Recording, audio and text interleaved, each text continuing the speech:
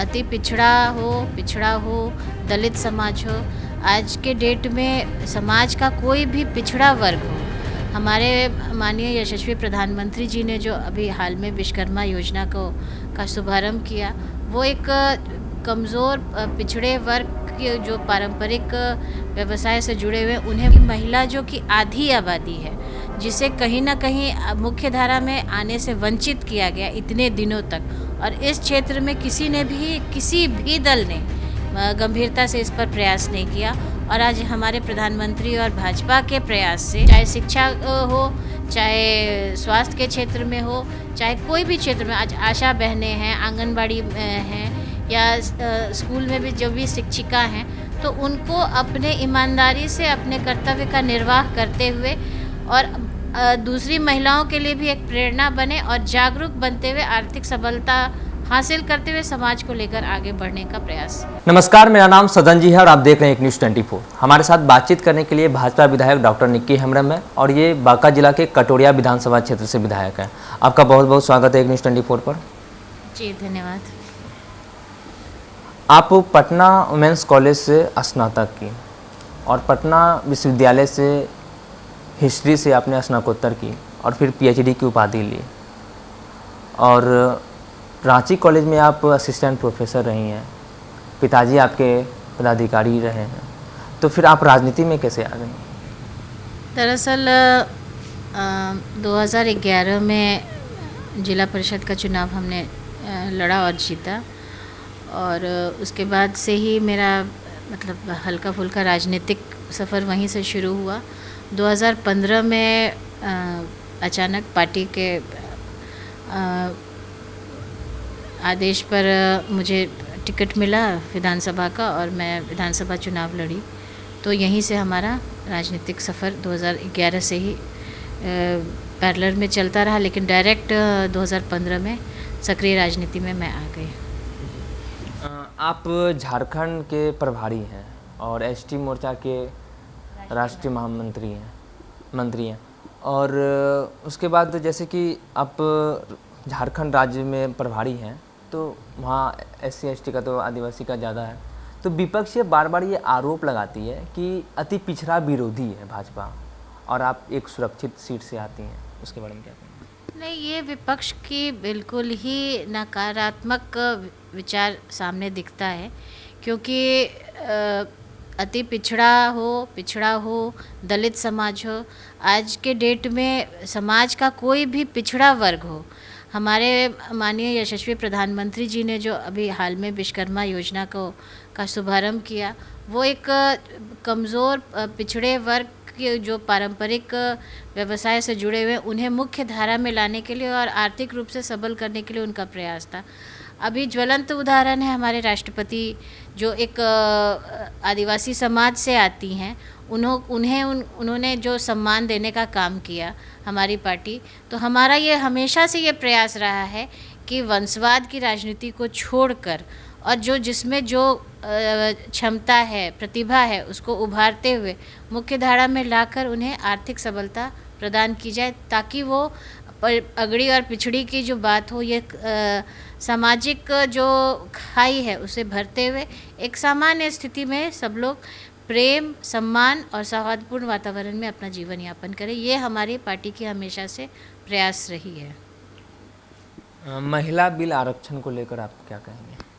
नहीं, मैं इस बिल का स्वागत करती हूँ और माननीय प्रधानमंत्री जी का तहे दिल से आपके मीडिया के माध्यम से धन्यवाद देती हूँ कि महिला जो कि आधी आबादी है, जिसे कहीं ना कहीं मुख्य धारा में आने से वंचित किया गया इतने दिनों तक, और इस क्षेत्र में किसी भी दल ने गंभीरता से इस पर प्रयास नहीं किया, और आज हमारे प्रधानमंत्री और भाजपा के प्रयास से ये बिल आया, सदन से पास हुआ, और जल्दी ही इस पर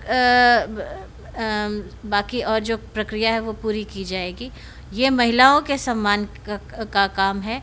और महिलाओं को प्रतिनिधित्व देकर जो एक कहीं ना कहीं आधी आबादी मुख्य धारा से पीछे थी, अज्ञानता थी, कमज़ोर थी, महिलाओं को अगर आप सबल करने का ये प्रयास था।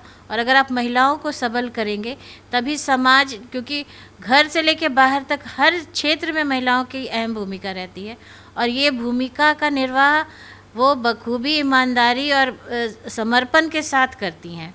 तो एक आधी आबादी जो पीछे छूट रही थी उसको आगे लाने का ये प्रयास हमारे माननीय प्रधानमंत्री द्वारा ये किया गया है और जो कि बहुत सराहनीय है और सम्मानजनक कदम है। विपक्ष ये आरोप लगा रही है कि आगामी लोकसभा चुनाव 2024 जो होना है तो ये एक दांव पेच है महिला बिल आरक्षण। 44 करोड़ आबादी महिला की है देश में, तो एक ऐसा आरोप है विपक्ष का। मैं आपसे पूछना चाहती हूँ कि ये दाव पेच कहाँ से हुआ? ये तो बिल आया, बिल पास हुआ और कल के डेट में ये 128वां अमेंडमेंट के साथ ये बिल बनेगा और इसमें महिलाओं को जो सम्मान मिलना चाहिए, चाहे वो राज्य विधानसभा हो या लोकसभा हो, ये दोनों जगह सम्मान मिलेगा, ये तो तय हो चुका। तो इसमें घालमेल का और चुनावी मुद्दा बनाने का कहाँ सवाल उठता है? चुनावी मुद्दा जब होता कि हम लोग झूठे वादे कहते और वो नहीं करते और या कह करके उसमें डिले करते। ये तो हमारा जो वादा था आधी आबादी के साथ उसे कर दिखाया और सब इसे तो हर पार्टी को, क्योंकि महिलाएं हर पार्टी में हैं, हर घर में हैं, हर समाज में है, तो इस चीज़ का सम्मान तो विपक्ष को भी करना चाहिए। क्योंकि आज न कहीं हम विपक्ष द्वारा ही पहला मुख्यमंत्री, महिला मुख्यमंत्री हमें मिला, तो उन्हें भी इस निर्णय का सम्मान करना चाहिए। तो 2024 लोकसभा चुनाव की बात करें तो आप इसको किस परिप्रेक्ष्य में देखती हैं? देखिए, अभी जो भी परिस्थितियां आ रही हैं, भले विपक्ष अपने आप को एकजुटता का ढोंग करते हुए नज़र आ रही है, लेकिन कहीं भी वैचारिक एकजुटता नहीं है और कहीं भी उन लोगों के पास ऐसा कोई कॉमन मैनिफेस्टो नहीं है, कॉमन फेस नहीं है और विचारधारा का में भी टकराहट है। तो ये एक ढोंग है और ये समय आने के साथ ये इस ढोंग से पर्दा उठ जाएगा और हमारे माननीय प्रधानमंत्री जी फिर से दोबारा प्रधानमंत्री बनेंगे और बीजेपी की सरकार केंद्र में स्थापित होगी। आप एक महिला विधायक हैं, आप अपने विधानसभा क्षेत्र के महिलाओं की उत्थान के लिए क्या कुछ किया है? देखिए, हमारा तो प्रयास है कि इस पुरुष प्रधान समाज में महिलाओं को कंधे से कंधे मिलाकर अगर आगे नहीं लाया जाए, चाहे वो कृषि का क्षेत्र हो, घर गृहस्थी का मामला हो, व्यापार का मामला हो, आज बहुत सारे एनजीओज़ महिलाओं पर काम कर रही हैं और महिलाओं को आगे लाने का प्रयास कर रही हैं। और कहीं ना कहीं अगर पुरुष प्रधान समाज में अगर पुरुषों का बैकबोन कहा जाए, तो अगर महिलाएं पुरुष के पीछे ना खड़ी हों तो वो कहीं ना कहीं अपने आप को धरे के धरे महसूस करेंगे। तो महिलाओं के उत्थान के लिए हमारे क्षेत्र में जो भी योजनाएं आती हैं, जो एनजीओज़ द्वारा होता है या सरकार के द्वारा जो महिला सशक्तिकरण पर जितना भी काम होता है, हम हमेशा महिलाओं को इस चीज़ से अवगत कराते हैं, जागरूक करते हैं और पारिवारिक जिम्मेदारी के साथ साथ वो आर्थिक सबलता भी हासिल करें।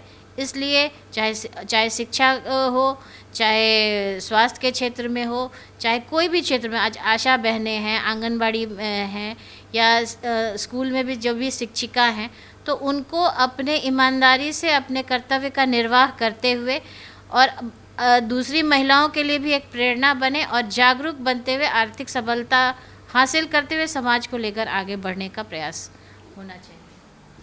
आप सुन रहे थे भाजपा विधायक डॉक्टर निक्की हेम्ब्रम को। आपने इतना समय दिया, बहुत बहुत धन्यवाद। सत्ता के हुक्मरानों के हिस्सों से कुछ सवाल जवाब हुए, बाकी सिलसिला चलता रहेगा। अब आपकी बारी है, आपकी क्या राय है नीचे कमेंट बॉक्स में बताइएगा और देखते रहिए एक न्यूज़ 24। मेरे सहयोगी विष्णु के साथ मैं सदन जी पट।